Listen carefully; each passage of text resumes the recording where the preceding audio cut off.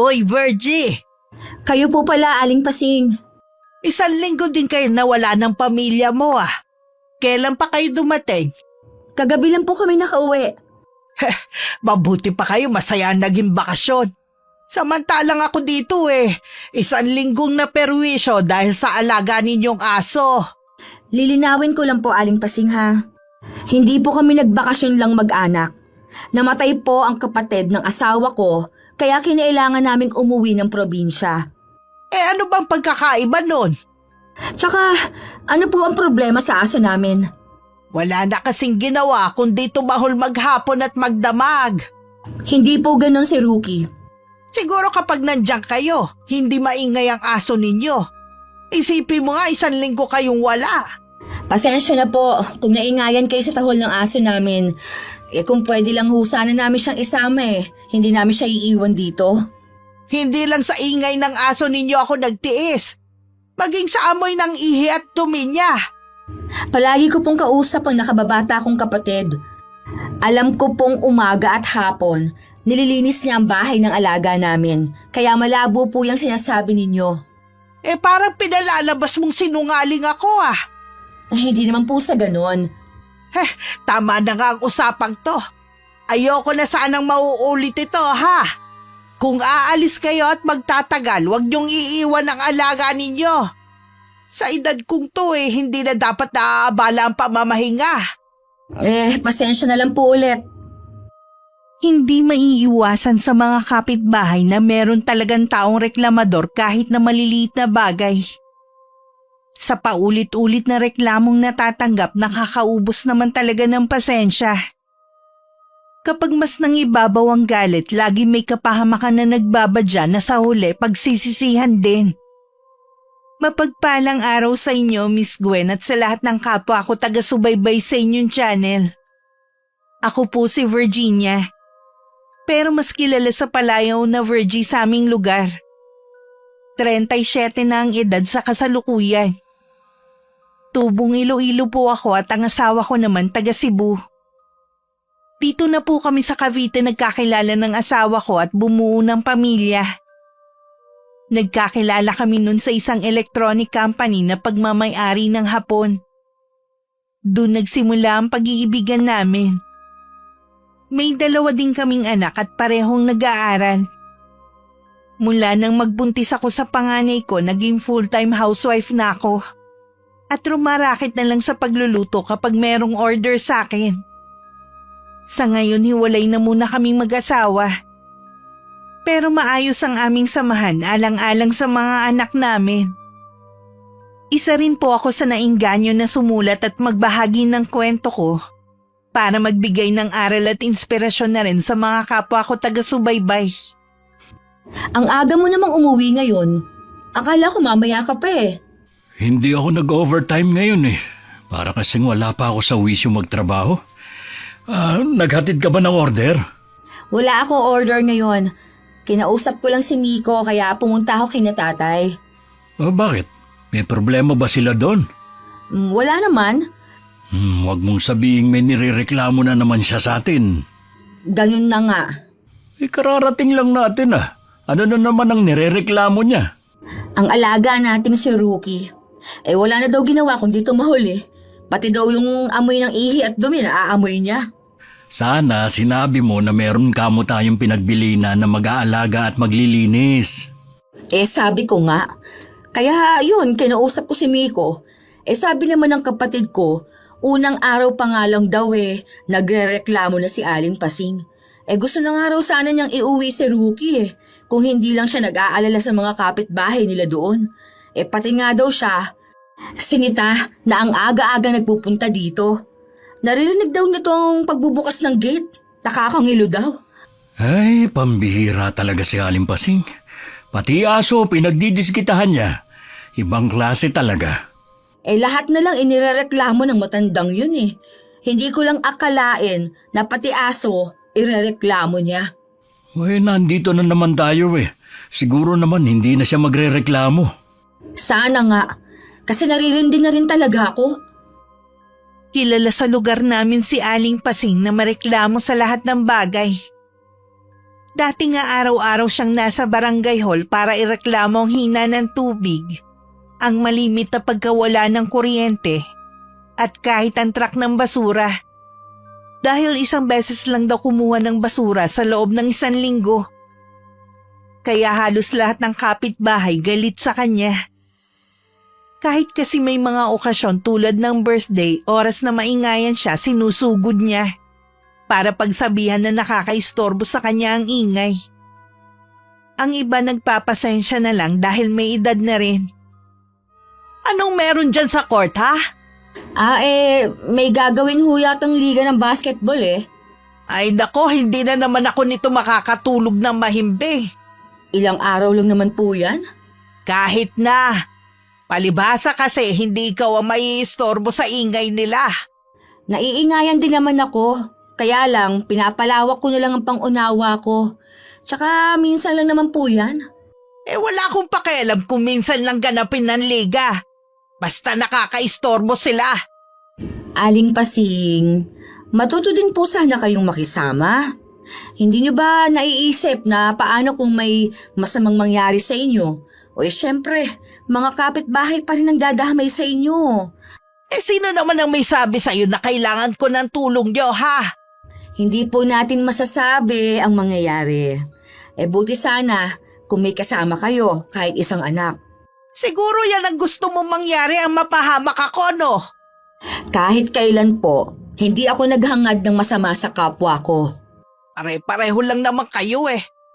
Pasensya na po, Aling Pasing. Masyado pang maaga para makipagtalo sa inyo. Ikaw lang naman na nakikipagtalo sa akin eh. Naalala ko nga pala, may gagawin pa ako sa loob ng bahay. Bago pa makasagot si Aling Pasing, mabilis na akong tumalikod at pumasok sa loob ng bahay. Meron naman talaga akong gagawin ngayon. May order sa akin na 3 bilao ng kakanin at kukunin mamayang 3:00 ng hapon. Ilang sandali pa naririnig ko na naman si Aling Pasing na pinagsasabihan ng isa naming kapitbahay. Ang lakas daw magpatugtog ng radyo. Inutusan pa niyang patayin yun dahil kung hindi ipapabarangay niya. Napapailing na lang ako mag-isa. Ang hipag mo ba ang kausap mo? Oo, alam na raw nila kung sino ang nagpakulam sa kapatid ko. Sino daw? Si Minerva raw. Yung dati niyang girlfriend? Oo, yun nga. Hanggang ngayon pala masama pa rin ang loob niya. Si Arturo kasi nakipagkita na naman pala sa kanya. Nangako na makikipagbalikan. Yung pala, pinaasa lang siya.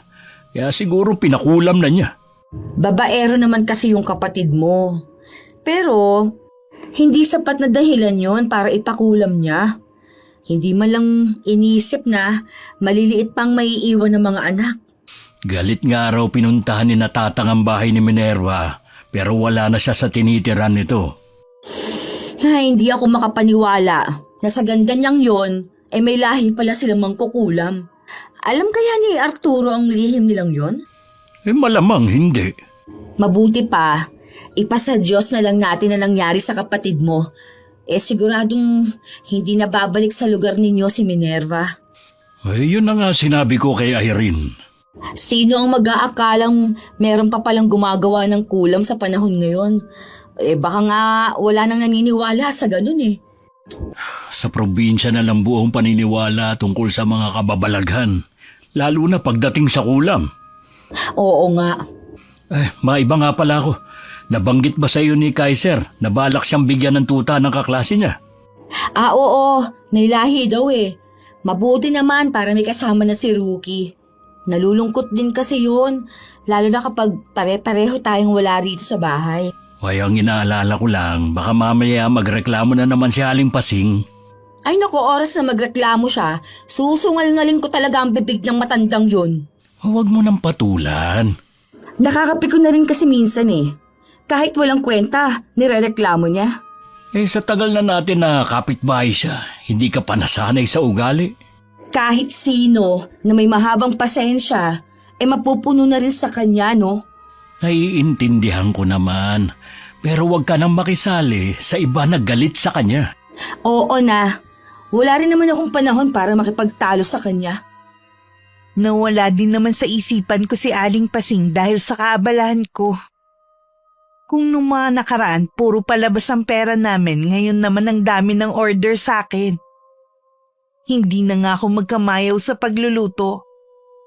Pero sulit naman ang pagod ko dahil malaki ang kinita ko ng araw na yun. Pauwi na ako ng bahay nang makita ko si Aling Pasing na may kaaway na naman sa tapat ng bahay niya. Tiningnan ko kung sinong kaaway niya. Si Mang Claudio lang pala. Kilalang mabait at tahimik lang.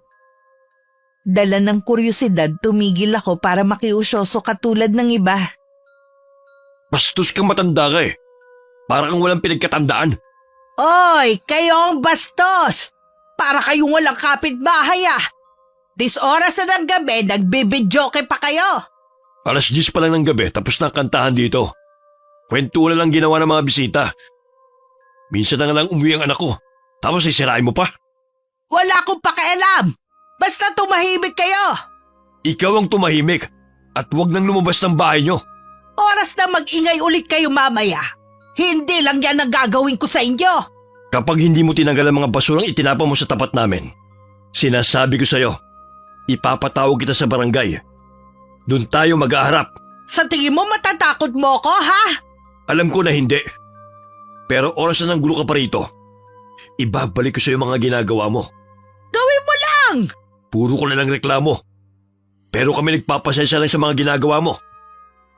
Kanina ko pa napapansin ang pamumulan ng mukha ni Mang Claudio. Maya-maya lang humawak na siya sa dibdib niya.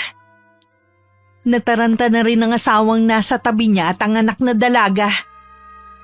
Kahit ako nakaramdam ng pag-aalala, alam kong may hindi magandang mangyayari sa matandang lalaki.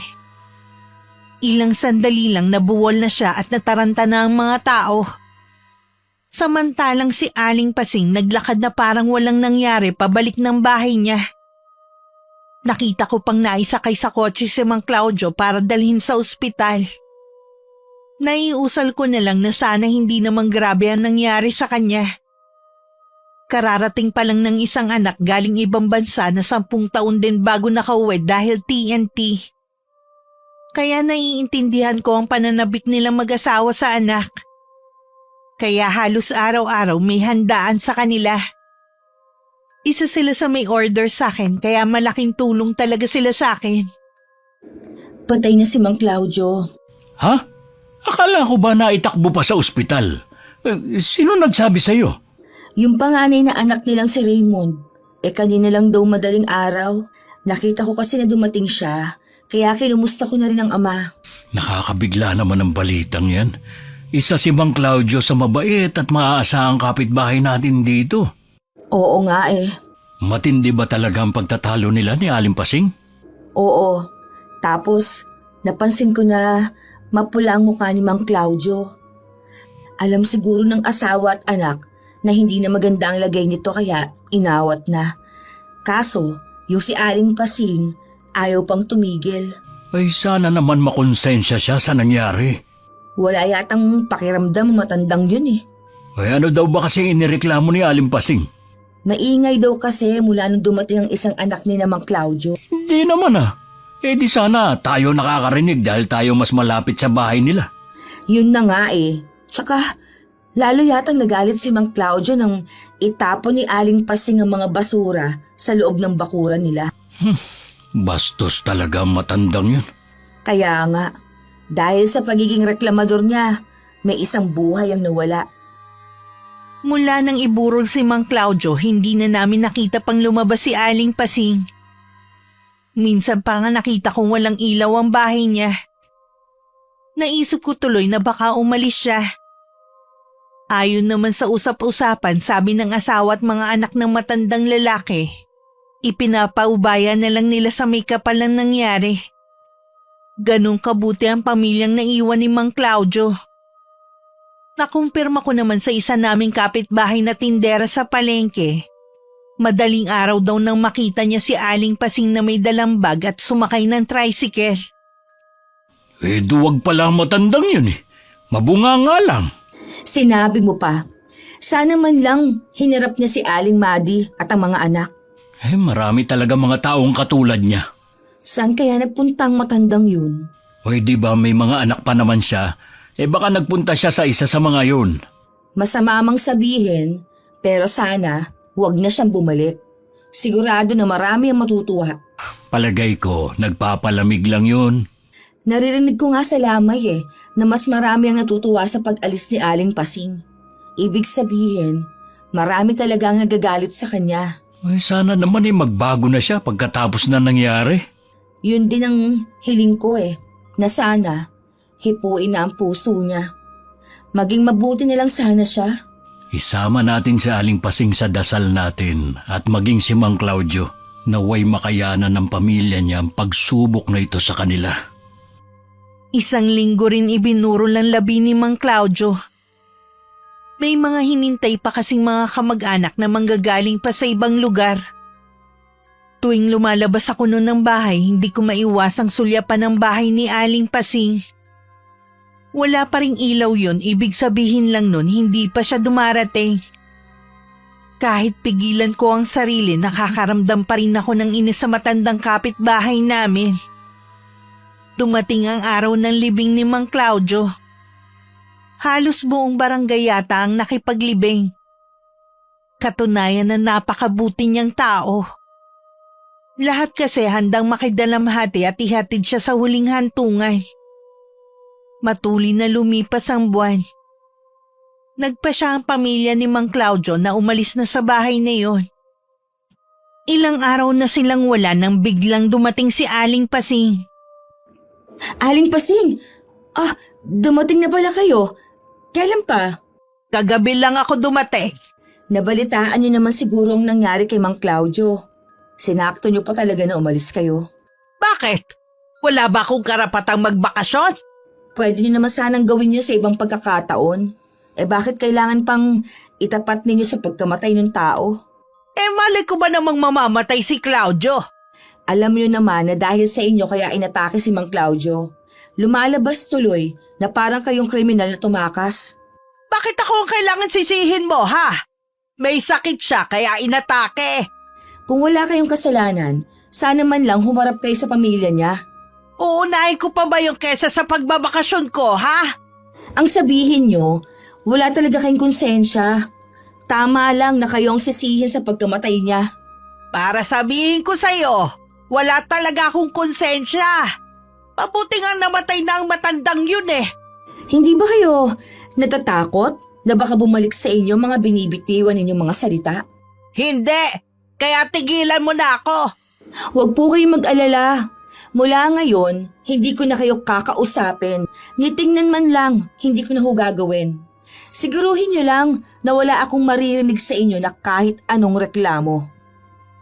Mabilis ko nang isinara ang gate namin. Nananalim naman ang tingin sa akin ni Aling Pasing. Marami rin ang nakarinig sa naging pagtatalo namin. Wala namang magawa ang matandang babae kundi ang pumasok na lang sa loob ng bahay niya. Hindi kasi maganda ang sinasabi ng mga tao sa paligid tungkol sa kanya. Dahil maraming umorder sa akin, abala na ulit ako. Bigla ko na naman tuloy naalala si Mang Claudio at Aling Madi. Linggo-linggo kasi meron silang order sa akin. Mahirap talagang kalimutan ng mabubuting tao kahit wala na sila. Totoo bang bumalik na si Aling Pasing? Oo, nagkasagutan na nga kami. Ha? Dahil ba sa nangyari kay Mang Claudio? Wala talagang puso ang taong yun. Parang ang natutuwa pa siya sa nangyari. Saan kaya siya nagpunta?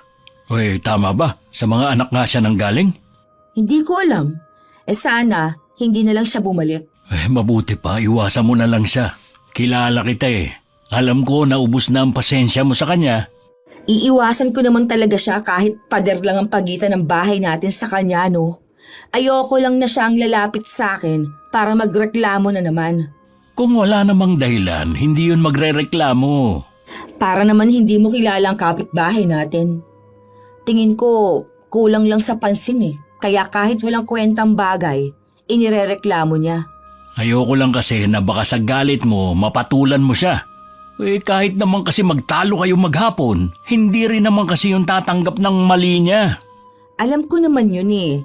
Kaya nga kahit tignan, hindi ko gagawin. Galit na galit ka na talaga sa kanya eh. Ay, dako. Konting-konti na lang talaga kasi yung pagtitimpi ko sa kanya. Kung alam mo lang. Huwag na nga natin pag-usapan ng kapitbahay natin. Kunot na naman yung noo mo eh. Para ba kanino yung order na ginagawa mo? May nag-order kasi sa akin ito na taga-kabilang barangay. Naging bisita daw niya si Mang Claudio noon. At natikman daw niya ang gawa ko. Kaya sinubukan daw niya na umorder sa akin kahit alam daw niya na taga rito lang ang ipinagluluto ko. Siya na daw ang sasagot sa pamasahe ko. Ba, ang galing naman ng misis ko. Nakakaabot na sa ibang lugar ang luto. Oo nga eh. Sabi nga ng mga anak mo, gawa ako ng page. At i-post ko doon ang mga pa-order ko. Ay, pwede rin naman. Alam mo naman na libangan ko lang ito. At para kahit papano makatulong sa'yo. Kahit sa pambaon lang ng mga bata sa eskwelahan. Wala namang masama kung magiging negosyo mo na talaga ang pagluluto. Diyan ka naman talaga magaling eh. Siyempre, priority ko pa rin kayo ng mga bata. Ayokong mahati ang oras ko. Kahit ba malalaki ng mga anak natin eh. Gusto ko pa rin na naaasikaso ko sila at ikaw din. Ang swerte talaga namin ng mga bata sa'yo. Bakit tumatahol si Rookie? Labasin mo nga muna. Mamaya papasukin mo na dito sa loob. May nababalitaan kasi ako na nanlalason daw ng mga aso eh. Mahirap nang mabiktima ang alaga natin. Pagkatapos ko ngang ayusin ng mga order, gumayak na ako. Gusto pa nga akong samahan ng asawa ko pero tumanggi ako. Kaya ko naman. At iniisip ko kasi na pagod din siya sa trabaho. Sa paghahatid ko nga ng mga order, hindi ko akalain na may makikita akong isang tao. Nag-aabang na ako noon ng tricycle pa uwi nang mamataan ko si Minerva. Papunta siya sa direksyon ko. Hindi niya ako agad napansin dahil nakatungo siya habang naglalakad. Nang malapit na siya sa akin, tsaka ko naman siya inawakan sa braso. Kitang-kita sa mukha niya ang matinding gulat at takot. Ate Virgie? Oo, ako nga. Buti nakikilala mo pa ako. Dito ka lang pala nagtatago, malapit sa amin. Nakikiusap po ako sa inyo. Hayaan niyo na lang ako. Pagkatapos ng ginawa mo? Nagawa ko lang naman po yun dahil sa matinding galit. Hindi sapat na dahilan yun para kulamin mo siya. Maagang nawala ng ama mga anak niya. Alam niyo po na kaming dalawang magkasintahan. Inagaw lang siya sa akin ng babaeng yon. Para ka namang mauubusan ng lalaki sa ginawa mo eh. Ang dami dyan. Hindi ka naman pangit. Alam ko po, Ate Virgie. Pero si Arturo lang ang lalaking minahal ko. Maniwala man kayo o hindi. Unti-unti ko na siyang nakakalimutan noon. Pero lumapit na naman siya sa akin. Nanunuyo na ako talaga ang mahal niya. Hanggang nagbunga ang pagmamahalan namin. Buntis ka? Nabuntis niya po ako. Nang malaman niya, pinilit niya akong ipalaglag kapalit ng patuloy naming pagkikita. Na pinagsisisihan ko talaga. Niloko niya lang ako. Hindi ko alam kung anong pumasok sa utak ko noon at naisip ko siyang kulamin. Parang naririnig ko kasi ang boses ng lola ko na nag-uutos na gawin ko yun. Hindi ko alam kung anong iisipin. Parehong hindi tama ang ginawa ninyo. Pero kasalanan naman ang nagawa mo. Alam ko naman, ate. Pinili kong lumayo para makapagbagong buhay. Alam mo bang hinahanap ka ng pamilya ni Arturo? Hindi ko alam. Nakaburol pa nun si Arturo nung umalis ako. Nakikiusap ako sa'yo. Huwag mong sasabihin kay Kuya Erning. Bakit kasi naniwala ka pa kay Arturo? Alam mo kung gaanong kababaerong lalaking yon. Nagmahal lang po ako ng maling lalaki. Mabuti na rin na nalinawan ako sa nangyari. Sa iyo lang kasi ibinubunto ng galit at sisi eh. Patawarin niyo ako, te. Hindi ko sinasadya ang lahat. Kaya nga nagpakalayo-layo na ako. Sa totoo lang, nung magnobyo pa lang kayo ni Arturo noon, Mas gusto ka namin ni Erning dahil alam namin na mabait ka at totoong tao. Kumpara sa napangasawa niya na walang makasundo sa pamilya ni na Erning. Alam ko po na walang kapatawaran ang ginawa ko at may balik yun sa akin. Handa po akong harapin ang parusang naghihintay sa akin. O sige, wala akong pagsasabihan na nakita kita ngayon. Ramdam ko namang nagsisisi ka sa ginawa mo. Sino ba ako para husgahan ang ginawa mo tao lang din naman ako. Maraming salamat po, Ate Virgie. Hanggang makauwi ako sa bahay, iniisip ko pa rin na naging pagkikita namin ni Minerva. Nagigilty rin akong kailangan kong maglihim kay Ernie. Palagay ko kasi mas okay na yun kesa naman makarating dito sa lugar namin ng gulo nila sa probinsya. Gusto ko rin namang magbagong buhay si Minerva. Sino ba ako para hadlangan yun? May kasalanan din naman kasi si Arturo. Noon pa, babaero na ito.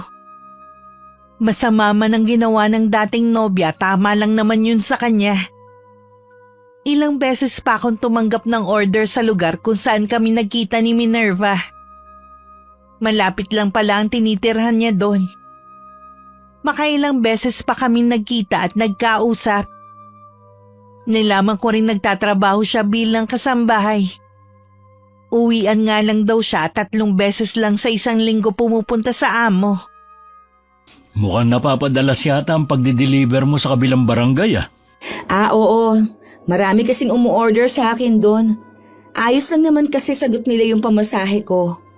Siya nga pala, nasabi na ba sa'yo ng anak mo na sa 1 linggo, dadalhin na dito yung tuta na ibibigay sa atin? Talaga? Di mabuti. Sa wakas, may makakalaro na rin si Rookie. Naiinip na rin kasi yan dito Lagi lang siyang nandito sa loob. Pare-pareho na kasi tayong busy ng mga bata Hindi na rin natin nailalakad sa labas. Sasabihan ko mga anak natin kahit 1 oras lang palakarin nila si Rookie sa labas. Mabuti pa nga. Tapos may bagong parating. Dapat sila mag-alaga. Tuta pa naman yun. Walang alam ang mga bata paano aalagaan. Sensitive pa naman ang mga tuta. Ako na lang ang bahala. Sige. Ikaw na nga lang ang bahala. Maiba nga pala ako. May balita na ba sa inyo? Tungkol ba sa nangyari sa kapatid ko? Oo. Kumusta niya ang mag-iina niya? Ayos naman sila. Hindi naman sila pababayaan ng mga magulang ko Lalo na maliit pa mga pamangkin ko. Hinahanap pa ba nila si Minerva? Tumigil na sila sa paghahanap sa babaeng yun. Pinaubaya na lang nila sa Diyos. May karma naman ang ginawa niyang yun sa kapatid ko. Huwag mo sanang mamasamain ang sasabihin ko, ha? Alam ko naman na may malaking kasalanan si Arturo. Pero masakit pa rin ang ginawa niya. May kasalanan naman kasi ang kapatid mo at ang asawa niya May dahilan naman kung bakit niya ginawa yun. Pero sana, hindi siya nagpadala sa galit. Malambot ang puso ng asawa ko. Alam kong kahit ganun ang ginawa ni Minerva sa kapatid niya, nagawa na rin itong patawarin ng babae. Matatagalan din siguro bago ko ipagtapat sa kanya na alam ko kung nasan ang kinaroroonan nito. Makalipas nga ang 1 linggo, dumating na sa amin ang tuta na ibinigay ng kaibigan ng anak ko. May lahi nga pala talaga. Sabi ng anak ko, mixed breed na daw yun. Aspin daw ang tatay at Beagle naman ng nanay. Tuwang-tuwa naman ako dahil napakalambing nito. Mabilis din naman natanggap ni Rookie na may kasama na siya.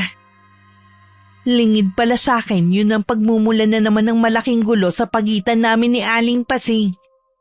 Naakala ko na nanahimik na. Yun pala lihim lang nagmamasid sa bawat kilos naming mag-anak. Nag-alaga na naman pala kayo ng panibagong aso? Opo, bigay ng kaibigan ng anak ko sa amin. Hindi pa talaga kayo nakontento sa isang alaga, no? Paano niyo maaasikaso yun Pare-pareho kayong abala sa gawain. Hindi niyo na po problema yon. Anong hindi problema? Pader lang ang pagitan ng mga bahay natin, oy. Ang ingay niyan siguradong dinig na dinig sa bahay ko. Baka pati amoy ng ihi at dumi maaamoy ko rin.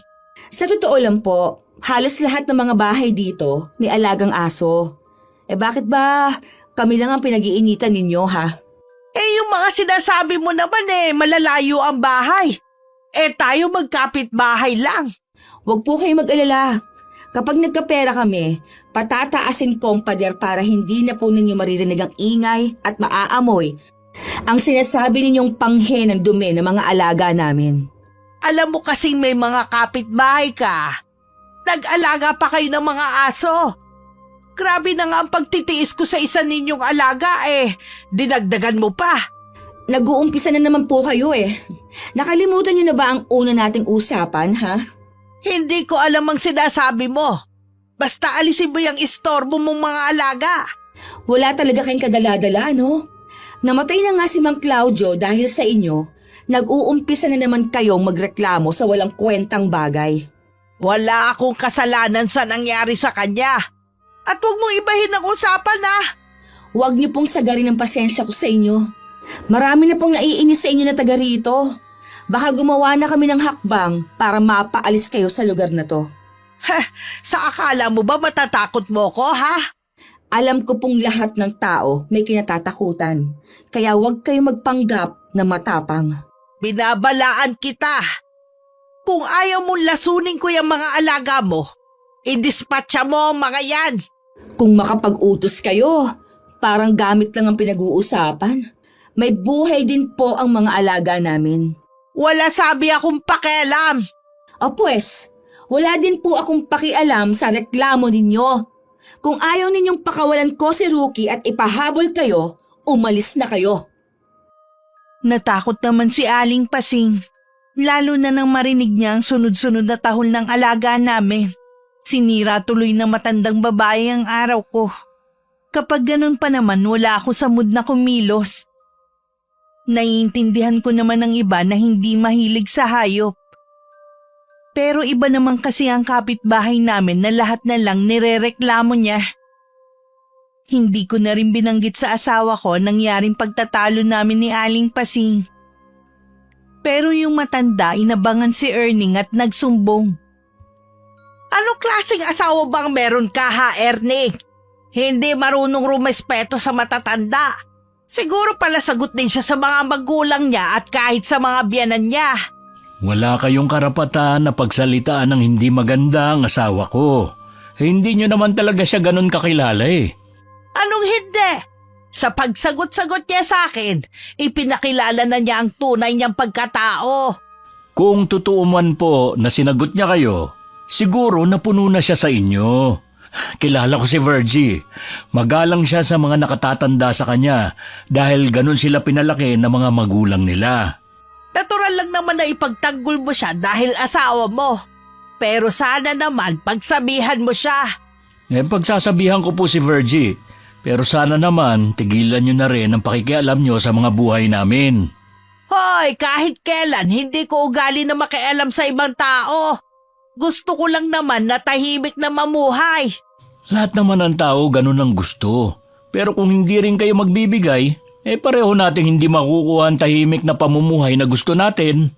Ang gusto ko ay dispatcha niyo ang mga alaga niyong aso. Ang ingay-ingay at ang babaho. Malinis kami sa pag-aalaga ng mga aso. Bukod tanging kayo lang ang nagrereklamo sa amin yan. Kung ayaw niyong ireklamo ko kayo sa barangay, ipamigay niyo ang mga alaga ninyo. O sige, handa kaming humarap sa barangay. Hihintay na lang namin ang pagpapatawag nila sa amin ng asawa ko. Hindi ko maiwasang magalit na naman nang sabihin sa akin ng asawa ko naging pag-uusap nila ni Aling Pasing. Pakiramdam ko maha-high blood ako sa kapitbahay namin. Baka sumunod na rin ako kay Mang Claudio kung hindi ako mag-iingat. Nung minsan namang naghatid ako ng order sa kabilang barangay, nakita ako ni Minerva. Hindi ko na tinanggihan ang alok niya na magmerienda muna sa bahay niya. Pakiramdam ko kailangan ko rin ng mahihingahan ng saloobin ko. Wala ka bang trabaho ngayon? Wala ate. Kararating ko lang sa pagpapakain ng mga nakatira sa lansangan nang makita kita. Ginagawa ko yun para kahit papaano mabawasan ang bigat sa dibdib ko. Huwag mong masyadong pahirapan ang sarili mo. Buong puso ka namang nagsisi sa ginawa mo eh. Sigurado, napatawad ka na ng Panginoon natin. Alam ko ate, pero hindi ko lang alam kung napatawad na ba ako ng mga taong nagmamahal kay Arturo. Idaan mo sa dasal na sana mapatawad ka na nila. Lahat naman tayo nagkakasala. Hindi naman ako tumitigil sa pagdarasal. Ikaw ate, tingin ko sa'yo may mabigat ka ring problema. Ay, meron talaga. Para nakamong sasabog ako sa galit. Pwede bang malaman kung ano ang bumabagabag sa'yo? Baka makatulong ako sa'yo. Yung kapitbahay kasi namin na matanda, wala nang ginawa kundi ang magreklamo. Pati aso namin nirereklamo at gusto niya i-dispatch siya namin. Ano yun? Gamit lang? May mga ganun yatang tao na inilapit sa atin para subukan kung hanggang saan ang pasensya natin. Ubus na ang pasensya ko Pinipigilan lang ako ni Erning. Kung hindi siya madadaan sa usapan, bakit hindi na lang kayong umiwas? Gustuhin man namin. Sarili naman namin yung bahay. Halos 5 taon din namin yung hinulugan. Bakit hindi kayo mag-usap sa barangay? Sabi niya, magrereklamo daw siya sa barangay. Hanggang ngayon, hindi pa naman kami pinapatawag. Panakot lang naman yun ng matanda. Ang inaalala ko, baka totohanin niya yung bantang lalasunin ng mga alaga namin. Sabi ng asawa ko, nananakot lang daw yung si Aling Pasing. Mag-iingat ka pa rin, te. Malulupit ang ibang tao sa hayop. Lagi naman sila sa loob ng bahay, lalo na sa gabi. Sa araw nga lang, nasa bakuran para dumumi at makatakbo-takbo. Pasensya ka na, te, ha? Kung wala akong maitutulong. Naku, malaking tulong na nga itong pakikinig mo sa akin Gumaan kahit papaano ang pakiramdam ko. Si Erning kasi, laging bukang bibig nun, pagpasensya ka na lang namin. Kasi nga, matanda na daw. Wala naman kasing pinagkatandaan Naiintindihan ko ate ang nararamdaman mo, pero huwag kang papayag na mawala sa inyong mga alaga ninyo. Hindi talaga, no? Magkakamatayan muna kami. Pag-uwi ko, nadatnan ko ang mga bata na umiiyak. Biglang uminit ang ulo ko nang malaman ng dahilan. Ipinasyal daw nila ang mga alaga namin sa labas nang bigla daw dumating si Aling Pasing. At kung ano-ano masasakit na salita ang binitiwan sa kanila. Sa tindi ng nararamdaman ko dahil sa pinaghalo-halong pagod at galit, sinugod ko siya sa kanila na hindi na inisip ang kahinatan ng gagawin ko. Lumabas ka dyan, Aling Pasing! Tayo magharap ngayon! Anong ginagawa mo rito, ha? Trespassing ka na. Wala akong pakialam! Kung gusto mo, pasukin pa kita dyan sa loob ng bahay mo kapag hindi ka humarap sa akin! O, nandito na ako. Ano bang kailangan mo? At inaabala mo ang pamamahinga ko. Wala kang karapatan na paiyakin ang mga anak ko! Para yun lang ang sinabi ko, umiyak na. Hindi naman batang busbus ang mga anak mo, Pinasama mong loob nila dahil sa mga sinabi mo. Sinabi ko lang naman na masarap gawing kaldereta ang mga alaga nila. Para hindi nakakaistorbo ang mga yon. Mabuti pang ibenta na lang nila sa nangangatay ng aso. Walang hiya ka talaga, matanda ka! Inuubos mo talaga ang pasensya ko! Akala mo ba urungan kita, ha? Wala ka talaga bodo. Pati matanda pinapatulan mo. Kahit kailan talaga, hindi kita igagalang na matanda ka! Hindi ka karapat-dapat kahit sa konting respeto! Hayop ka! Mga anak ko pa talaga! Ito dapat sa'yo! Sinisiguro ko sa'yo magbabayad ka sa ginawa mo. Wala akong pakialam! Ngayon pa lang, naniningil na ako sa ginawa mo! Hindi lang sa bunot ang ginawa ko kay Aling Pasing kundi sipa at sampal na rin. Walang gustong umawat sa amin ng mga kapitbahay sa takot na pati sila madamay. Para kaming mga manok na panabong at nakapaligid sa amin ng mga miron. Natigil lang ang pag-aaway namin nang may humila sa akin. Nagpumiglas pa ako sa taong humahawak sa akin. Paglingon ko si Erning pala. Nakarating sa barangay ang nangyari. Kahit anong gawin ng kapitan namin, hindi ako nakipagkasundo kay Aling Pasing. Ganun din naman siya. Kami pa ang nagpagamot sa matanda dahil sa tinamo niyang sugat at mga pasa. Pagdating sa bahay, nagkaroon pa kami ng pagtatalo ng asawa ko. Oh, tignan mo nga yung nangyari dahil pinairal mo yung init ng ulo mo. Ano ang gusto mong gawin ko, ha? Palampasin ko na lang ang ginawa ni Aling Pasing sa mga anak natin, ha? Grabe naman kasi ang ginawa mo sa matanda eh. Kung hindi pa ako dumating, baka napatay mo yung tao. Bakit ba? Pakiramdam ko mas kinakampihan mo pa ang matandang yon. Mas naaawa ka pa yata sa kanya kesa sa ginawa niya sa mga anak natin. Hindi naman sa ganun. Sana kinausap mo lang siya kaysa sinaktan. Ilang beses na ba natin kinausap ang matandang yon, ha? Gulo kasi lagi ang hanap niya, kaya pinagbigyan ko lang siya. O ano ba napala mo, ha? Hindi mo man lang iniisip ang sasabihin ng mga tao. Wala akong pakialam kung anong sasabihin nila sa akin. Basta ang alam ko, tama lang ang ginawa ko sa matandang yon. Oras na meron pa siyang gawin sa akin at sa mga tao na mahalaga sa akin, mas matindi pang ibabalik ko sa kanya. Sige, kung ganyan ang iaasal mo, sa susunod, bahala kang pumunta sa barangay. Okay lang. Ano bang aasahan ko sa'yo? Kahit naman noon pa hindi mo na ako sinusuportahan. Masyado ka kasing takot sa sasabihin ng mga tao. Mula noon naging malamig na ang pagsasama namin ni Ernie. Hindi kami nagkikibuan kapag nasa bahay siya. Inaasikaso ko pa naman siya pero tahimik lang ako. Mas nakatuon na lang din ang pansin ko sa mga anak ko at mga alaga namin. Mas sila pa nga ang kinakausap ko at para naman silang nakakaintindi. Hindi nga lang nakakapagsalita. Sa pangalawang paghaharap namin ni Aling Pasing, mag-isa na lang ako. Gusto kong samahan ni Erning pero tumanggi ako. Nagmatigas din ako makipagkasundo, ganun din ang matanda. Sa ikatlong paghaharap, hindi na sumipot ang kapitbahay namin. Kausapin mo naman ako. Makipagbati ka na sa akin. Pwede ba? Huwag mo akong abalahin. Kita mo namang ang dami kong ginagawa. Tapos na naman ang nangyari. Oo nga, tapos na ang paghaharap namin. Pero alam mo na hindi doon nagtatapos ang issue naming dalawa. Bakit hanggang ngayon galit ka pa rin sa akin? Masama ang loob ko sa'yo dahil kahit kailan, hindi mo man lang ako may pagtanggol. Kahit noon pa tuwing may issue sa akin, takot na takot kang masangkot ang pangalan mo. Sa mga ganung pagkakataon, hindi ko maramdaman na asawa kita. Hindi naman sa ganun. Ayoko lang na masasangkot ang pamilya natin sa skandalo. Isipin mo naman ang mga anak natin. Ang sabihin mo, sarili mo lang ang iniisip mo.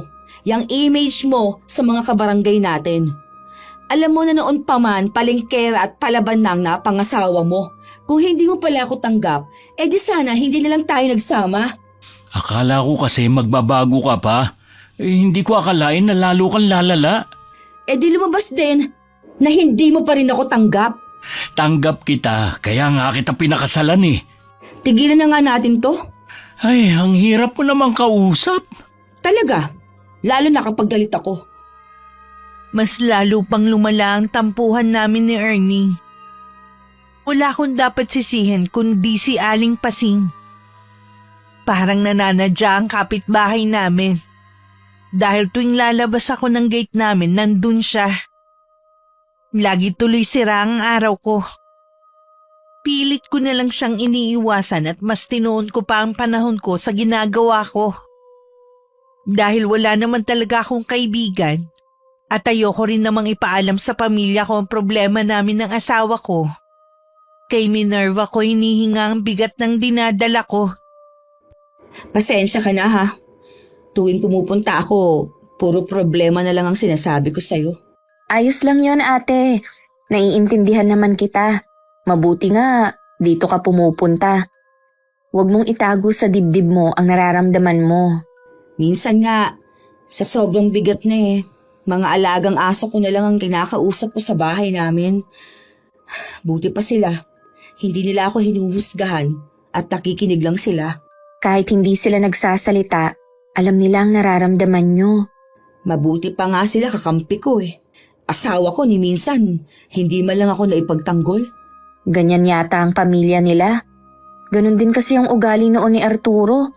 Sariling reputasyon lagi ang iniisip. Yun lang naman ang reklamo ko sa kanya. Mabait at mapagmahal naman siya sa mga anak namin. Simula na magsama kami, hindi naman niya kami pinabayaan. Kahit papaano, maswerte ka pa rin ate.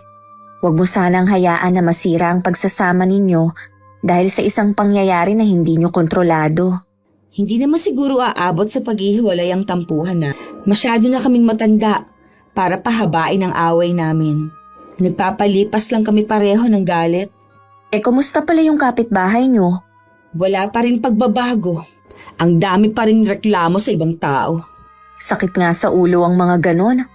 Alam mo, kapag meron pa talaga siyang ginawa, patawarin ako ng Diyos. Dahil baka kung ano ang magawa ko sa kanya. Mabuti pa ate, magmerienda ka muna. Tingin ko kasi parang pumayat ka. Sa bahay kasi hindi ako makakain. Tapos kapag mag-isa lang ako, hindi na talaga ako kumakain. Baka naman magkasakit ka niyan. Huwag mo namang pabayaan ang sarili mo. Huwag naman sana. Hindi ako pwedeng maratay dahil sa mga anak ko at mga alaga. Kung hindi nyo nga lang mamimiss ng mga anak mo mga aso nyo, sasabihin ko sana na dito na lang sila eh. Tingin ko kasi, yun ang ikinagagalit ng kapitbahay nyo. Yun nga. Hindi naman siya inaano ng mga alaga ko eh. Nag-aalala nga ako na baka isa sa araw na ito, lasunin na niya ang mga alaga namin. Kaya mahigpit kong bilin sa mga anak ko na kapag wala ako, ipasok ang dalawa sa loob ng bahay at huwag iiwan sa labas ng walang bantay. Kapag hindi pa rin tumigil ang kapitbahay nyo, pwede naman sila dito pansamantala. Salamat ha. Hindi na ako mag-iisip kung saan ko sila dadalhin kung sakali. Naalala ko nga pala, mahilig ka rin pala sa aso noon. O nasaan na nga pala sila? Namatay na silang lahat dahil sa katandaan. Bata pa ako, alaga na namin sila ni Lola. Swerte naman nila. Namatay sila dahil sa katandaan. Mula nang mawala sila, hindi na ulit ako kumuha ng aso. Wala kasing maiiwan sa kanila kapag nagtrabaho ako eh. Kapag nabuntis si Luna, bibigyan kita. Matatagalan pa nga lang dahil 4 na buwan pa lang siya eh. Sige ate, sa palagay ko naman magtatagal na ako dito. Sa nakikita ko naman sa'yo, mukhang maayos ka na. Oo, salamat sa Diyos at unti-unti ko nang napapatawad ang sarili ko. Lagi ka lang maging positibo sa buhay. Huwag ka rin susuko sa mga problema. Kapag may kailangan ka, sabihan mo lang ako. Habang naglalakad ako pa uwi sa amin, namataan ko si Aling Pasing na pasilip-silip sa may gate namin. Hindi niya ako agad napansin. Malayo pa lang kasi bumaba na ako ng tricycle dahil may kailangan akong bilhin sa tindahan. Napansin ko may hawak siya sa kanang kamay niya. Nang mapansin niya ako, agad niya yung tinago sa bulsa ng suot niyang duster. Ah, Virgie! Ikaw pala! Anong ginagawa ninyo dito? Tsaka, anong sinisilip nyo dyan? Hinahanap kasi kita eh. Hinahanap? Alam niyong umalis ako kanina dahil nakita niyo ako na may mga i-deliver.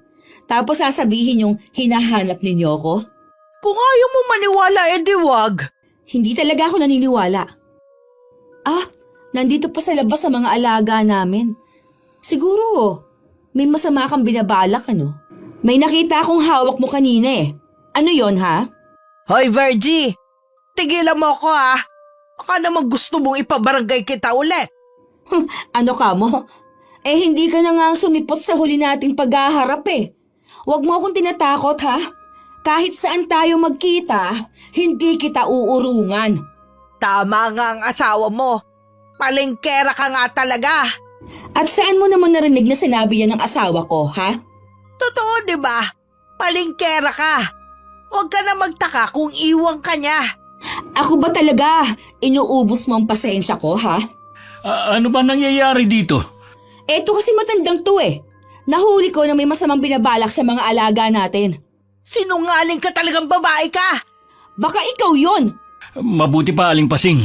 Umuwi na kayo. Baka ako mismo magreklamo sa inyo sa barangay dahil sa panggugulo nyo. Iniwanan pa kami ng matalim na titig ni Aling Pasing bago tumalikod. Ako namang galit na pumasok sa loob ng bahay. Pinapasok ko rin ang mga alaga namin. Hinanap ko ang 2 bata para sana sitahin na bakit walang bantay ang 2 aso. Hindi pa dumarating ang 2. Ibig sabihin, ikaw ang nagpalabas sa 2? Tapos, hindi mo binabantayan? Alam mo may masamang tangka sa kanila matandang bruhang kapitbahay natin. Ikaw lang naman ang nag-iisip niyan eh. Walang masamang mangyayari sa mga alaga natin. Huwag ka masyadong pakampante. Hindi mo alam kung anong utak meron ng matanda na yon. Kaya ba inaaway mo na naman? Tingnan mo nga yung mga sinasabi mo. Siguro, ikaw din ang nagsabi sa kanyang palengkera ko. Uy, bakit ko naman sasabihin sa kanya yun? O paano niyo nalaman, ha? Sige nga. Aba, malay ko sa matandang yun. Stress na nga ako sa kanya. Dinadagdagan mo pa. Akala mo ikaw lang stress dito, ha? Mabuti ka nga, trabaho lang ang iniisip mo. Pagdating mo dito, magpapahinga ka na lang at kakain. Samantalang ako Akong gumagawa ng lahat ng mga gawain dito. Uy, bakit ba tayo nagsusumbatan? Dahil hindi mo na nga pinahahalagahan ng mga ginagawa ko, chinichismis mo pa ako sa mortal kong kaaway. Hindi nga ako nagsabi sa kanya, ano ba? Hindi ako naniniwala sa'yo. O di wag. Ay, ang hirap mo namang kausap ngayon. Diyan ka na nga. Nang araw na yun, umalis ng bahay si Erning.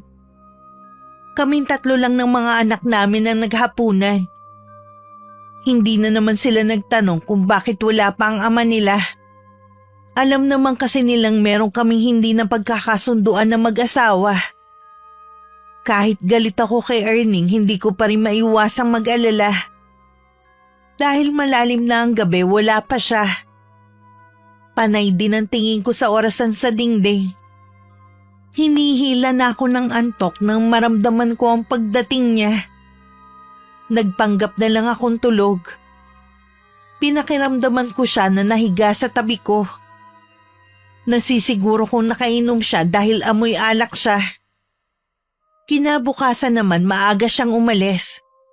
Hindi nagpaalam sa akin. Huwag kang papatalo sa galit na nararamdaman mo. Sinasabi ko sa'yo to dahil ganyan ang nangyari sa akin. Kaya nga ako nakagawa ng pagkakamali na sobrang pinagsisihan ko. Isa lang naman kasi ang problema ko yung matandang kaaway ko. Hanggat nandun lang kasi siya, magugulo ang pagsasama naming mag-asawa. Palagay ko malabo na ang gusto mo na mawala sa lugar niyo si Aling Pasing. Ang magagawa mo lang sa ngayon, ang ipakita na hindi ka apektado sa kanya. Malabo rin na hindi ako maapektuhan sa kanya.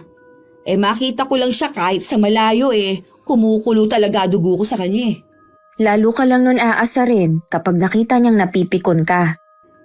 Oo nga. Kapag galit kasi ako, ang hirap itago. Napag-aaralan naman yan, ate. Susubukan ko. Alam mo, gumagaan lagi ang pakiramdam ko kapag nakakausap kita. Sayang nga lang, hindi ka pwedeng pumunta sa bahay. Ituturo ko sana sa iyong matandang kapitbahay namin na laging nagpapasakit ng ulo ko. Malay mo, sa ibang pagkakataon pwede na akong makadalaw sa inyo. Sana nga. Alam mo, turing ko sa'yo, parang nakababatang kapatid. Ganon din ako, para nakitang ate talaga. Mula nang lagi mo na akong dinadalaw dito nawala ang lungkot ko at pangungulila sa mga kamag-anak ko sa probinsya.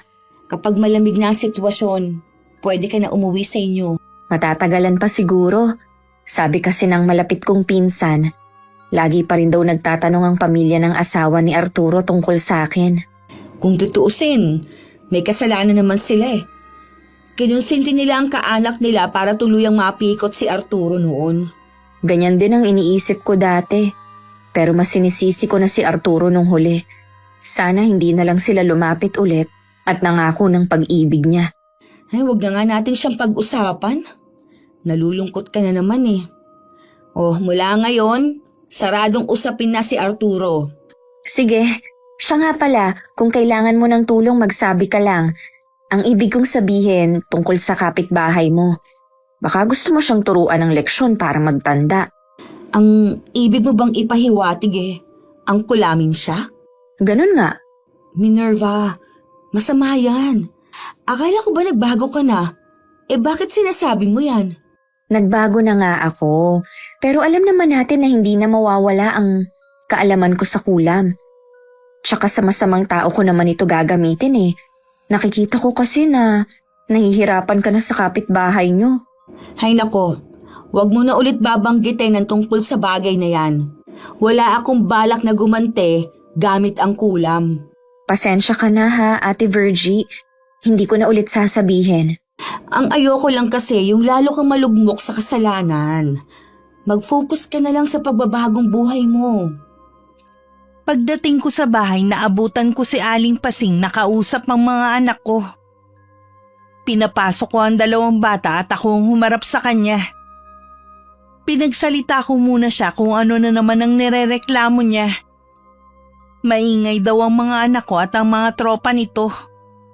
Malalakas daw ang tawanan at abala siya sa pagrorosaryo.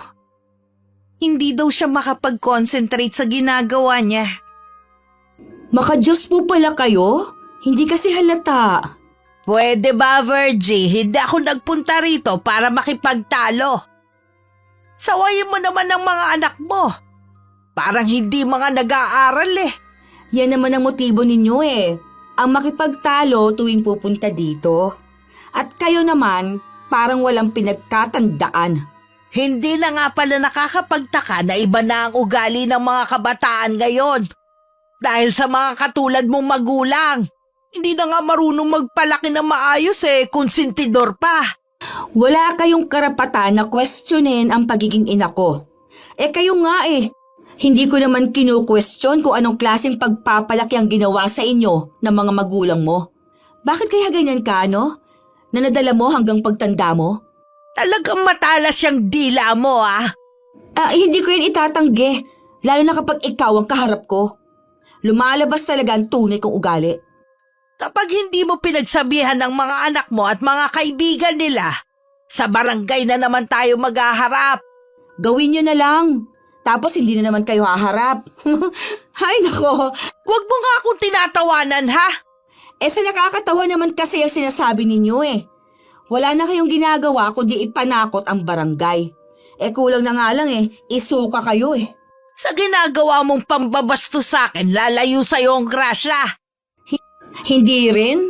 Sinuswerte pa nga ako ngayon Lalo na siguro kung hindi ko na kayo makikita. Hoy, teka, huwag ka munang umalis. Kinakausap pa kita.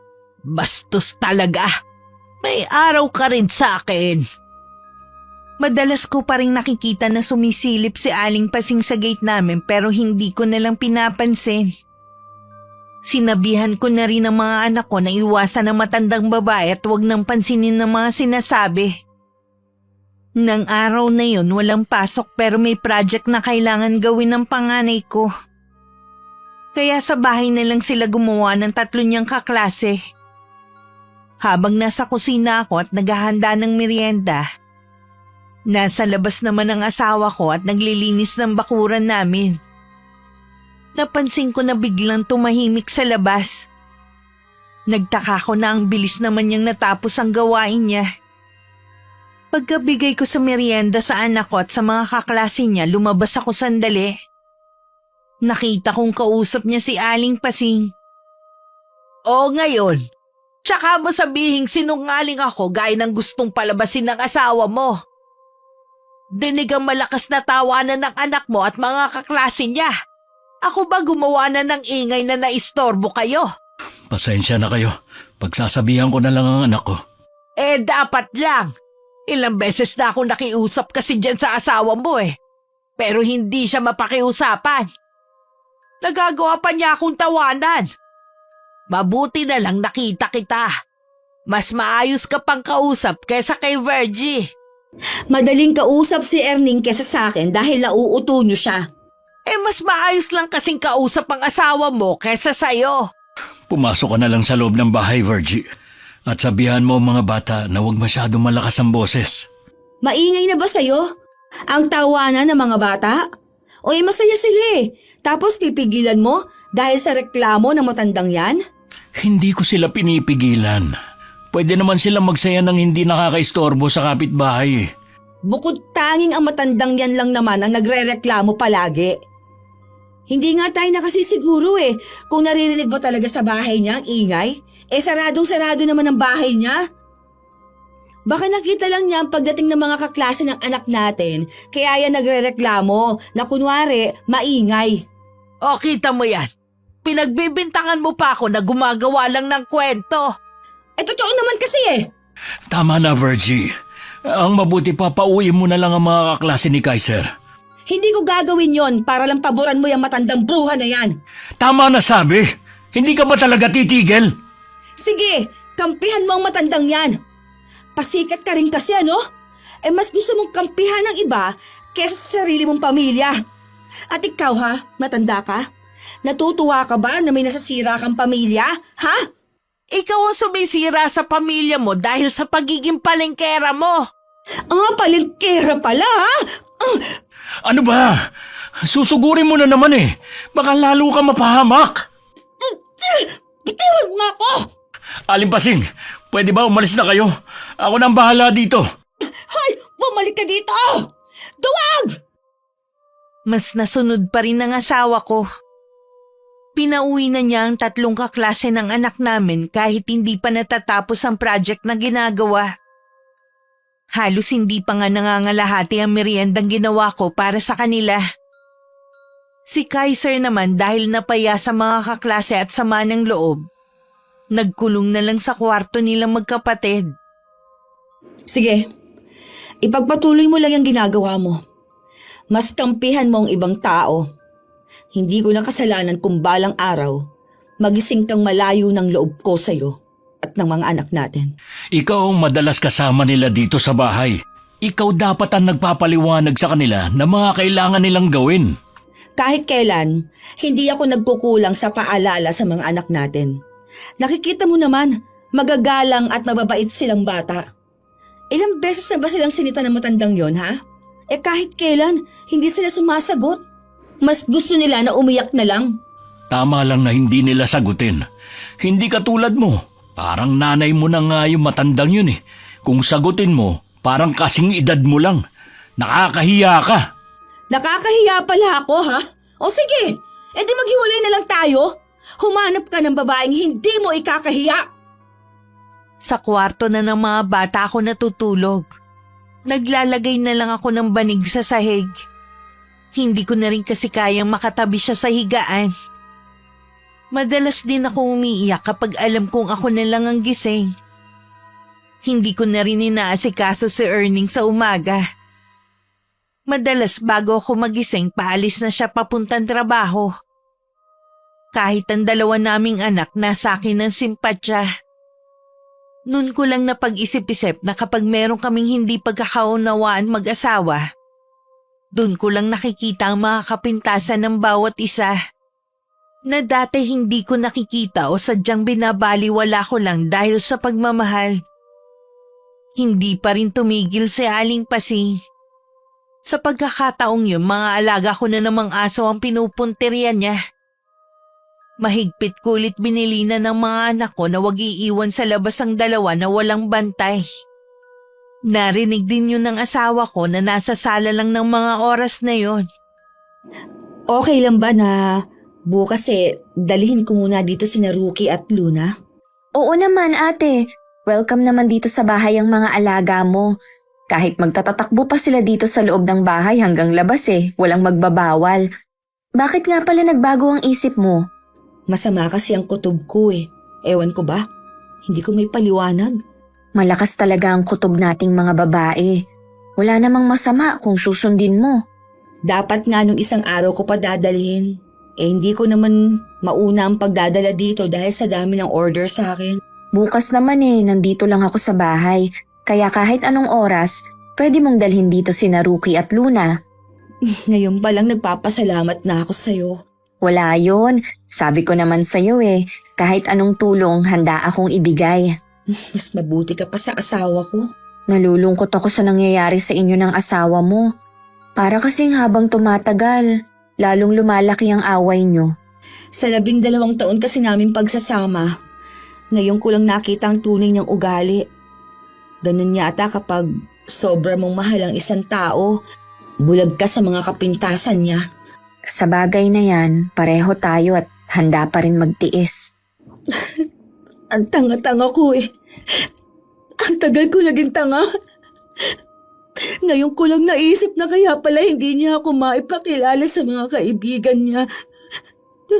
Hindi niya ako maisama sa mga Christmas party sa trabaho nila kasi ikinahihiya niya ako. Naniwala pa naman ako sa mga dahilan niya tuwing gusto ko sumama. Kung sakaling makikipaghiwalay ka na, kausapin mo pa rin ang mga anak nyo para malaman ang saloobin nila. Bala ko nga silang kausapin pag uwi ko mamaya. Baka kapag hindi muna kayo magkita, makapag-isip-isip kayo pareho kung ano ba ang gusto ninyong mangyari. Tama ka. Kung lagi kasi kami nagkikita, lalo lang mag-iinit ang mga ulo namin. Nasa malapit lang naman ang pamilya ko eh. Pwede kami siguro dun muna ng mga bata. Kahit ano pa ang maging desisyon mo ate, hangad ko ang makakabuti sa inyo ng mga anak mo. Hintayin mo na lang ako dito bukas ha. Uuwi na muna ako ngayon. May kailangan pa kasi akong ayusin eh. Wala pa sana akong balak umuwi. Pero bigla na lang bumigat ang pakiramdam ko. Parang may bumubulong sa utak ko na umuwi na ako. Naiiling na lang ako habang sakay ng tricycle. Nasisiraan na yata kasi ako ng bait dahil sa naririnig kong bulong sa isip ko. Pagdating naabutan ko pang papasok sa gate niya si Aling Pasing. Hindi ko nilang siya pinansin. At inabot na ang eksaktong bayad sa driver ng tricycle. Pagpasok pa lang nagtaka na ako bakit hindi tumatahol ang mga alaga namin. Kahit kasi nasa loob sila, sinasalubong nila ako ng tahol. Hanggang makapasok ako sa loob ng bahay, wala sila at tahimik lang. Naabutan ko ang ilang basyo ng bote ng alak sa sala at si Erning natutulog sa sofa. Lumabas ako ulit para hanapin ang dalawa. Nakita ko naman sila sa gilid ng bahay sa may sampayan at parehong nakahiga. Paglapit ko, bumubula ang bibig nila. Doon na ako napasigaw at napaiyak ng malakas. Nagising naman si Erning at pinuntahan ako. Kahit siya nagulat sa inabutan. Bakit kasi pinalabas mo yung dalawa? May mga bisita nga kasi ako kanina kaya pinalabas ko muna. Alam mong hindi ko sila hinahayaan na walang bantay dito sa labas dahil delikadong buhay nila. Sana hinintay mo munang dumating yung mga bata para mabantayan sila. Hindi ko naman akalain na lalasunin sila eh. Noon pa, lagi ko nang binibilin na bantayan ng alaga natin dahil may kapitbahay tayo na walang kasing itim ang budhi. Nasisigurado ko na may kinalaman siya sa pagkamatay ni Rookie at Luna. Huwag ka nga maingay dyan. Baka marinig ka ni Aling Pasing. Siya pang inalala mo? Nilaso na nga niya mga alaga natin. Wala ka namang ebidensya na siya ang gumawa. Siya lang naman ang nagbabanta na lalasunin ng mga alaga natin ah. Baka salita niya lang yun. Noon pa, meron na talagang nanlalason sa mga aso dito sa lugar natin. Hanggang kailan ka ba magbubulag-bulagan, ha? Aso lang naman ang mga yun eh. Ihihingi na lang kita sa mga katrabaho ko. Alam mong hindi lang asong turing namin ng mga anak mo kina Rookie at Luna. Pamilya natin sila at hindi basta alaga lang. Kasalanan mong nangyari sa kanila. Uy, bakit naman naging kasalanan ko? Hindi ko namang ginusto nangyari ah. Dahil puro sarili mo lang ang iniisip mo. Tama lang na iwan ka namin ng mga bata. Ang babaw naman ang dahilan mo. Para aso lang eh. Makikipaghiwalay ka na? Hindi lang dahil sa aso. Dahil sa ugali mo. Mas lalo lang akong namulat sa katotohanan na matagal na ako naging tanga sa pakikisama sa'yo. Pag-usapan naman natin to. Iisipin mo yung mga bata. Nasisiguro ko na maiintindihan ako ng mga anak natin. Dahil malawak ang mga pang-unawa nila at hindi tulad mo. Ano ba ang gusto mong gawin ko para hindi lang kayo umalis? Kung gusto mo, kasuhan natin si Aling Pasing. Hindi ko naaaksahin pa ang oras ko sa'yo. Sabi mo nga wala naman akong ebidensya. Patawarin mo ko kung iniwan ko sila Rookie at Luna dito sa labas. Kahit pa ulit-ulit ka pang magmakaawa dyan, hindi mo na maibabalik ang buhay nila. Hintayin mo ang pagdating ng mga anak natin. Sigurado na ikaw din ang sisisihin nila. Pagdating ng mga anak namin, nalaman nila ang nangyari sa 2 aso kaya iyak na sila ng iyak. Kahit wala ng buhay ang 2, mahigpit pa rin nilang niyakap ang mga to. Nang sulyapan ko ang asawa ko, tahimik din siyang umiiyak. Pero ni Katiting, hindi man lang ako nakaramdam ng awa. Nang araw ding yun, kinausap ko sina Kaiser at Red. Sinabi ko ang nararamdaman ko at planong pakikipaghiwalay sa kanilang ama. Hindi ko pa sila tinatanong, agad na nilang sinabi na sa akin sila sasama. Pinaayos ko na sa kanila ang mga gamit nila.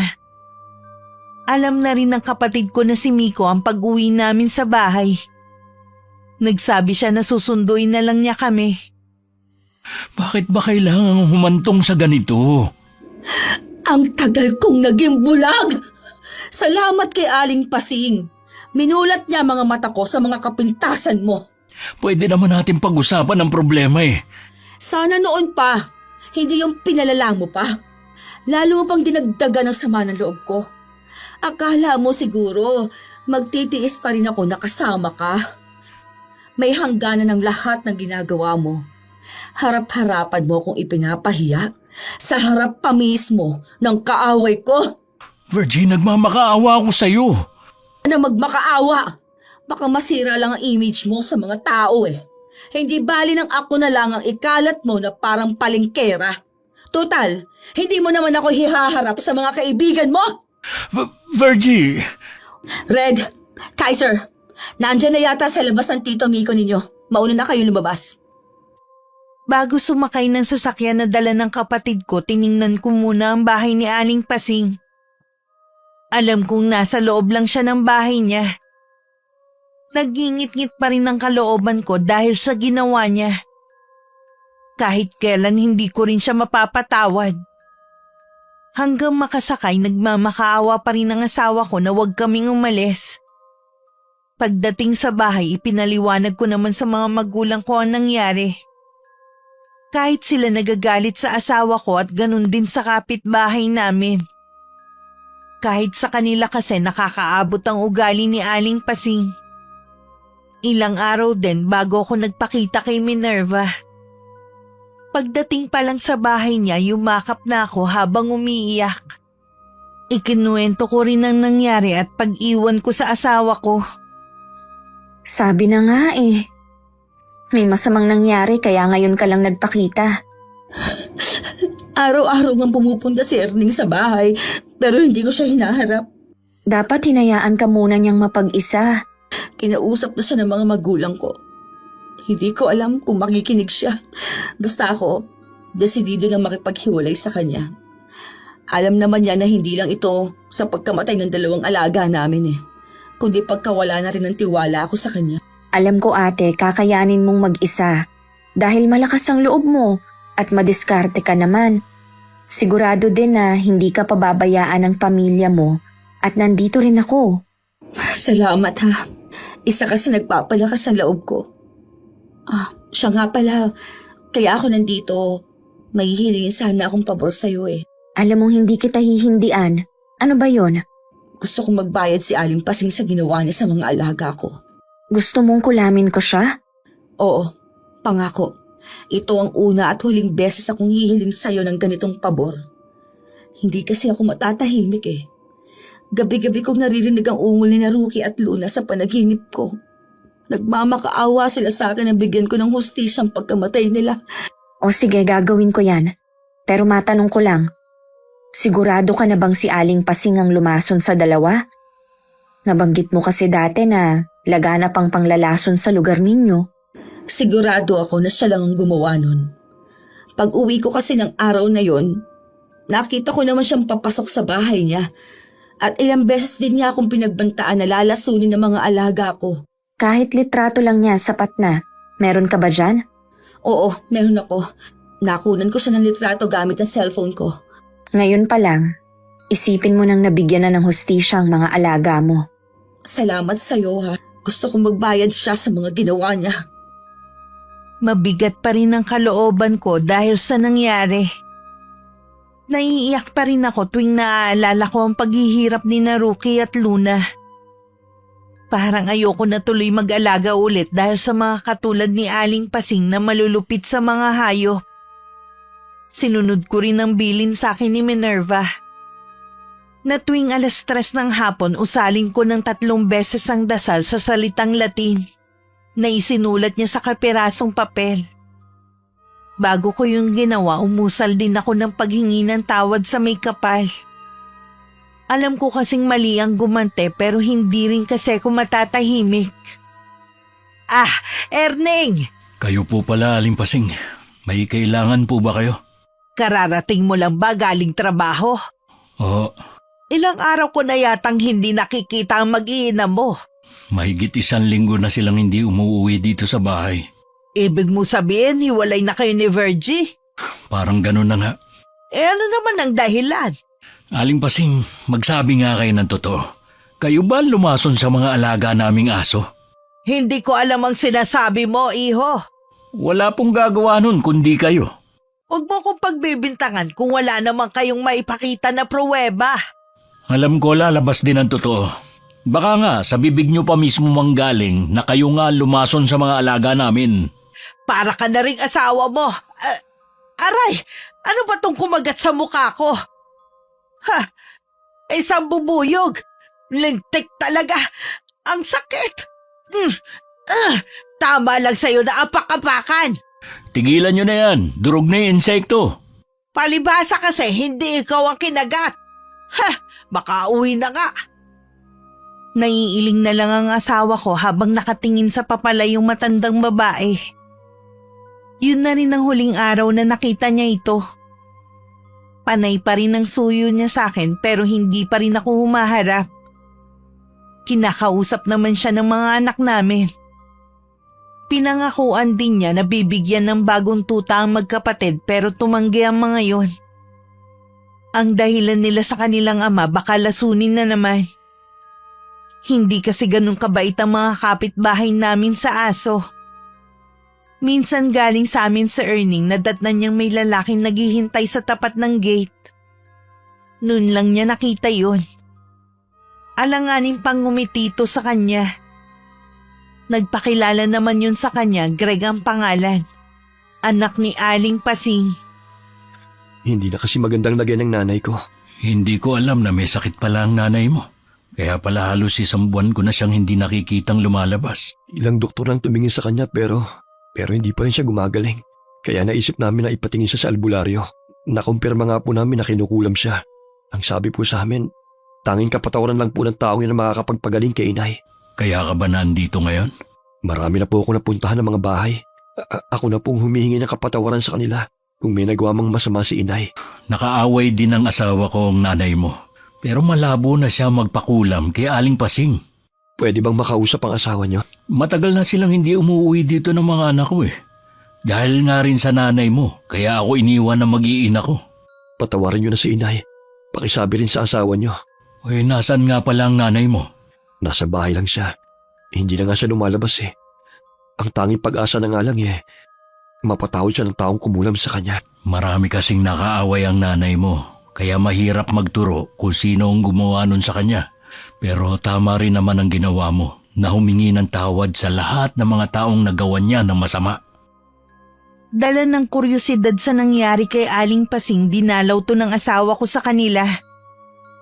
Kapapasok lang niya, naririnig na niya ang sigaw ng matandang babae. Halata sa mga hiyaw nito ang matinding sakit na pinagdadaanan. Iginiya naman siya ni Greg sa isang kwarto. Naroon sa loob ng kulambo ang nanay niya. Halos masukang ang asawa ko nang makita niya ang kalagayan ng matanda. Kalahati ng mukha nito may malaking sariwang sugat.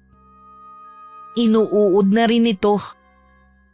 Matinding pagpipigil lang ang ginawa niya para hindi masuka sa malansang amoy na nagmumula sa sugat nito.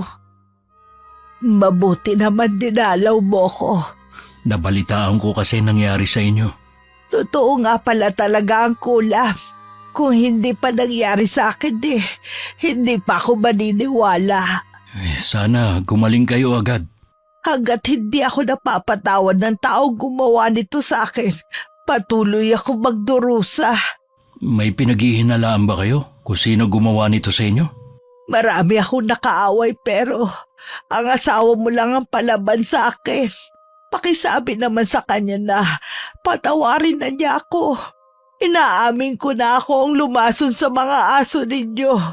Nagawa ko lang yan para gumanti sa kanya. Kayo naman pala may kasalanan eh. Paano nyo nagawa yun sa mga walang kalaban-laban na mga hayop? Pinagsisisihan ko na ang mga ginawa ko. Magsisimang kayo, huli na ang lahat. Sana mapagaling kayo ng albularyo. Kinabukasan muling bumalik si Erning sa bahay. Sa pagkakataong yun, hinarap ko na siya. Tungkol daw kay Aling Pasing ang sadya niya. Nang marinig ko ang sinabi niya, nakaramdam naman ako ng awa kahit papano sa matandang babae. Pero hindi pa rin naaalis ang galit sa dibdib ko. Pero plano ko nang kausapin muli si Minerva para bawiin ang ginawa nito sa kapitbahay namin. Sapat na siguro yun para maturuan ito ng leksyon. Pinuntahan ko si Minerva pagkatapos kong maghatid ng order malapit sa bahay niya. Pero ganun na lang ang gulat ko na nandun ang kapatid kong si Miko. 1 buwan na pala silang magkasintahan. At tanggap ng kapatid ko si Minerva at ang nakaraan nito. Kaya ako nagpunta dito dahil may hihingin akong pabor. Hindi ko alam na masusurpresa ako. Sorry kung naglihim kami. Balak na rin naman namin magtapat sa'yo. Hinihintay lang namin na lumamig ang sitwasyon. Wala naman akong tutol sa relasyon ninyo. Tanggap ka naman pala ni Miko eh. Salamat ate. Ang inaalala ko na lang si Kuya Erning. Huwag mo siyang intindihin. Sa palagay ko malabo pa kayo magkita. Swerte mo sa kapatid ko. Masipag at mabait yon. Hindi rin babaero. Isa sa pinagpapasalamat ko ang pangalawang pagkakataon na ibinigay sa akin sa pag-ibig. Siya nga pala. Kaya ako nandito para sabihin, bawiin mo na ang ginawa mo kay Aling Pasing. Palagay ko sapat ng paghihirap niya para pagbayaran ng ginawa niya.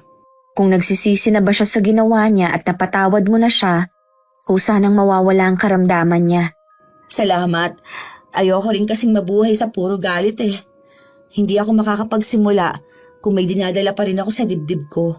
Talaga bang wala nang pag-asa na magkapati pa kayong mag-asawa? Nag-usap na kami. Gusto ko munang isipin ang sarili ko.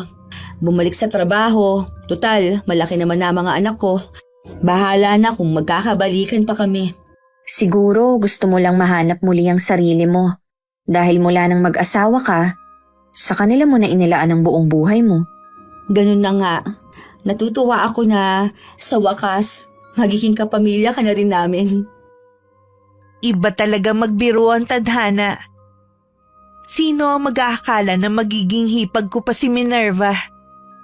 Ang maganda at mahinhin na mangkukulam. Hangad ko ang kaligayahan nila ng kapatid ko. Alam kong magiging mabuti siyang asawa kay Miko. Kami naman ng asawa ko mas pinili na muna maging magkaibigan. Siguro naging instrumento na lang si Aling Pasing at ang mga pangit na pangyayari para mamulat ang mga mata ko sa pagsasama namin ni Erning. Sa ngayon, masaya at kontento ako sa buhay ko kasama ang mga anak ko. Kahit wala na akong balita kay Aling Pasing, alam kong malaking leksyon ang nangyari sa kanya. Ang sobrang mareklamo maliban sa lalayuan ka na ng grasya. Mga kaaway pa ang lalapit sa'yo. Libre lang ang maging mabuti. Kaya piliin pa rin natin na maging mabait. Sana maraming natuwa sa aking kwento, Miss Gwen. Maraming salamat po at mabuhay ang inyong channel. Wakas,